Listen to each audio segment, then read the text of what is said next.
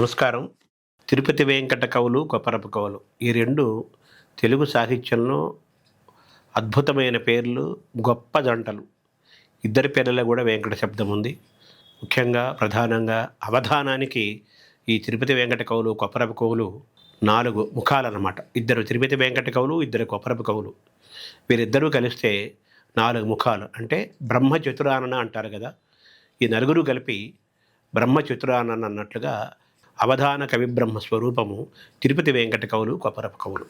తిరుపతి వెంకట కవుల కంటే కొప్పరపు కవులు ఒక 15-17 సంవత్సరాల వయసులో చిన్నవాళ్ళు. ముందుగా తిరుపతి వెంకట కవులు అవధానాలు ప్రారంభించారు. తర్వాత కొప్పరపు కవులు ప్రారంభించారు. అయితే కొప్పరపు కవులు చాలా చిన్న వయసులో 13 ఏళ్ళకి వాళ్ళు అవధానాలు ప్రారంభించారు. శరవేగంగా వాళ్ళ ప్రాభవాన్ని, వైభవాన్ని గడించి జగజ్జేగీయమనంగా వాళ్ళు వెలిగారు. అవధాన సరస్వతిని అద్భుతంగా వెలిగించారు. కొప్పరపు కవులపై తిరుపతి వెంకట కవులు చెప్పిన పద్యాన్ని ఒకసారి మనం చూద్దాం.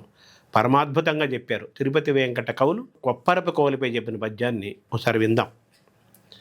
సరిగ శతావధానములు చక్కగా చేసెడు వారు పూర్వమే వరలిరి, నేడు లేరనిడి వార్తలు కల్లలు, దివ్యవాగ్ఝరీభర పరిపూరితాద్భుత సభాసదలంకరణ ప్రచార సుందరతర భావభావుకత్ కనత్ భవదీయ వధాన సంపదన్. ఇది తిరుపతి వెంకట కవులు కొప్పరపు కవులపై చెప్పిన పద్యం.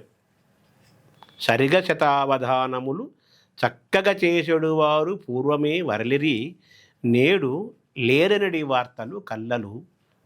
అంతకుముందు గొప్ప గొప్ప శతావధానాలు ఉండేవారు. ఇప్పుడు ఎక్కడున్నారు అనే మాటలు వినపడుతుంటాయి. కానీ అవన్నీ అబద్ధాలని మిమ్మల్ని చూస్తుంటే మాకు అర్థమైపోతుంది అంటారు కొప్పరపు కవులు దృష్టిలో పెట్టుకొని తిరుపతి వెంకట కవులు. సరిగా శతావధానములు చక్కగా చేసెడు వారు పూర్వమే వరలిరి, నేడు లేరనడి వార్తలు కల్లలు, దివ్యవాగ్ఝరీభర పరిపూరితాద్భుత సభాసదలంకరణ ప్రచార సుందరతర భావభావుకత్ కనత్ భవదీయ వధాన సంపదన్. దివ్యమైన వాగ్ఝరితో సాగే మీ అవధానం పరమాద్భుతంగా ప్రకాశిస్తుంటుంది. మీ వాక్కు అద్భుతమైన కాంతితో, వెలుగుతో, భావాలతో, అర్థాలతో, శబ్దాలతో పరమాద్భుతంగా వెలుగులు నింపుతుంటుంది.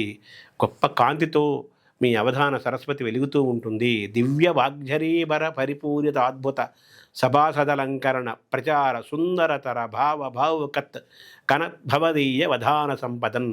సుందరమైన పదాలు, సుందరమైన భావాలు, సుందరమైన శబ్దాలతోటి చాలా పరమాద్భుతంగా మీ అవధాన విధానం ఉంటుంది అని తిరుపతి వెంకట కవులు కొప్పరపు కవుల్ని పరమాద్భుతంగా ప్రశంసిస్తారు. కొప్పరపు కవులపై తిరుపతి వెంకట కవులు నవరత్నాలు రాసి పంపించారు.